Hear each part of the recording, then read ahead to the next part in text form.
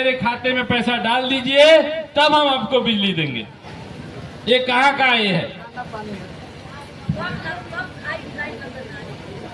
नहीं। तो तेजस्वी जी का प्रस्ताव है कि हम लोग 200 यूनिट बिजली देंगे और ये प्रीपेड की व्यवस्था खत्म करेंगे, क्योंकि सबके, आप धनी हो या गरीब हो, गरीब के पास तो पैसा नहीं है, धनी के पास भी ऐसा कोई जरूरी नहीं है कि हमेशा पैसा रहे।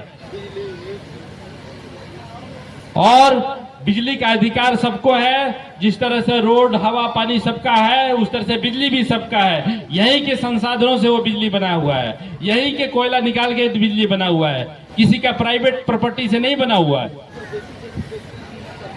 जो आप बिजली के कारखाना में जो कोयला से ही बिजली बन रही है ना, कोयला किसी का अपना बपौती थोड़ी है, हम सब किसी का है। यहाँ के हवा, जमीन पर सबका हक है। तो ये व्यवस्था गलत है और सिर्फ कुछ खास कंपनियों को फायदा पहुंचाने के लिए किया जा रहा है। तो इस सब व्यवस्था को हम लोग को खत्म करना है।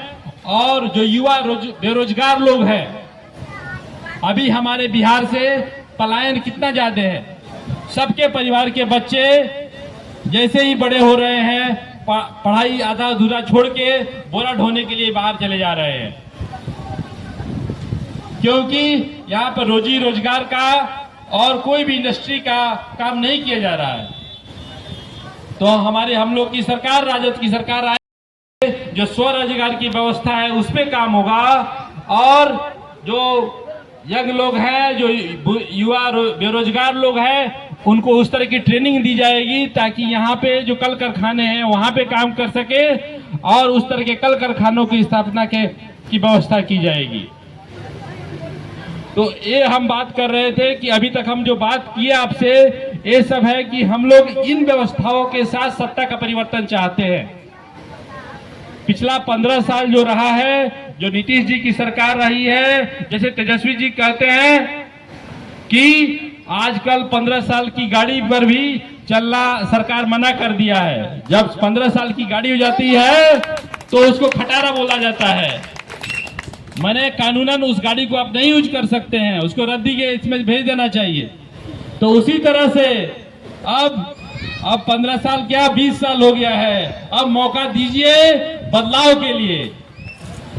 जो नई सत्ता आएगी, हम इन सब 4-5 बातों जो बोले हैं, पेंशन का और आपके गैस चूल्हे का, मान सम्मान योजना का जिसमें 1500 रुपये मान सम्मान, जिसमें 2500 रुपये प्रति माह हर एक महिलाओं के खाते में जाएगा और हर एक महिला बहनें सशक्त होंगी, आर्थिक रूप से कुछ अपना खरीदारी कर सकेंगी, पुरुषों पर डिपेंड नहीं होना पड़ेगा। तो इन सब व्यवस्थाओं के साथ हम लोग चाहते हैं कि बिहार में सत्ता परिवर्तन हो। और बहुत हो गया भ्रष्टाचार का मार, अब दीजिए तेजस्वी सरकार। और तेजस्वी सरकार आएगा तो अभी जो आपके ब्लॉक स्तर पर जो भ्रष्टाचार व्याप्त है, जो आपके हर एक काम में रुकावट बाधा बन रहा है, सबको हटाया जाएगा।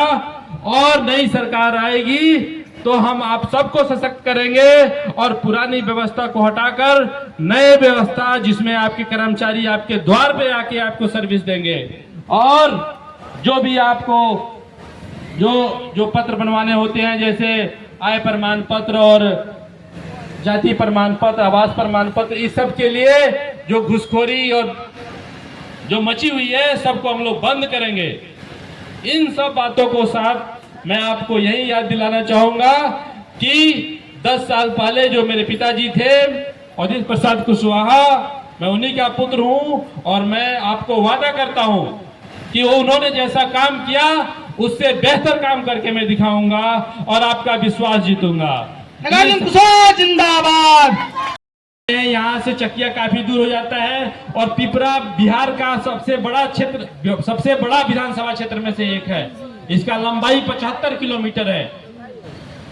आप हरपुर से जोड़ लीजिए और नरहा, पानापुर, बेगुआ होते हुए आप मीनापुर क्रॉस करके वहां पर लास्ट गांव हो जाता है। तो इसकी लंबाई, इतनी चौड़ी लंबाई काफी है। तो हम लोग चाहते हैं कि पिपरा में एक ब्लॉक की स्थापना हो और इसके लिए जो हो सके, जो मेरे से बन सके, मैं कोशिश करूंगा। और आपने मुझे अगर मौका दिया तो विधानसभा के पटल पर इस बात को मैं अवश्य अपने पहली बात के रूप में रखूंगा। और दूसरा बात यह है कि हम लोग चाहते हैं कि लोग आपसी विवादों में जो अपना पैसा खर्च कर देते हैं एफआईआर कराने में, कोर्ट कचहरी करने में, इन सब समस्याओं से आदमी को बचाना है। तो इसके लिए हम लोग चाहते हैं कि हर एक ब्लॉक स्तर पर हम लोग अपना विधायक की तरफ से एक सहायता और समस्या समाधान केंद्र की तरह खोल के आपके समस्याओं को आपके गांव के लेवल पर, ब्लॉक के लेवल पे ही निपटारा कर दिया जाए, बिना एफआईआर किए हुए, बिना कोर्ट कचहरी का चक्कर लगाए हुए। अगर छोटी छोटी समस्याएं सॉल्व हो जाती हैं तो इस गरीब जनता का बहुत बड़ा हेल्प मिलेगा।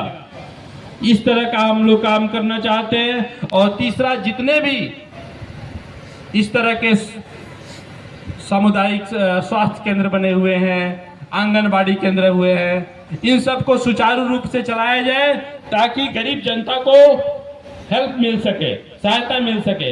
अभी भी बहुत पंचायतों में, बहुत वार्डों में ये आपका आंगनबाड़ी केंद्र नहीं चल रहा है, इसलिए बच्चे इधर उधर घूम रहे हैं, जबकि इसकी व्यवस्था वार्ड स्तर पर होनी चाहिए।